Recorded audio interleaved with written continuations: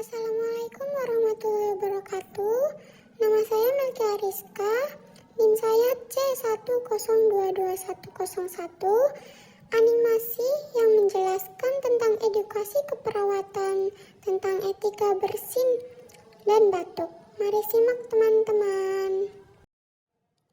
Ayo lakukan etika yang benar ketika sedang bersin dan batuk agar virus tidak menyebar. Yang pertama, ambil tisu untuk menutup mulut dan hidung saat ingin batuk ataupun ingin bersin. Yang kedua, segera buang tisu yang sudah digunakan ke dalam tempat sampah. Yang ketiga, cuci tangan menggunakan sabun dan air bersih yang mengalir.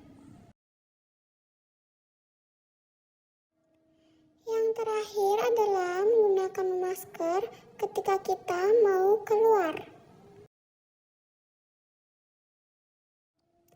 Adapun cara mencegah terjadinya batuk: 1. Menghindari asap rokok dan polutan lainnya. 2. Menghindari makanan yang mengandung minyak. 3. Meningkatkan daya tahan tubuh. 4. Minum air putih yang cukup. Yang kelima, menggunakan masker saat berpergian. Adapun cara untuk mengatasi ketika kita sedang batuk: 1.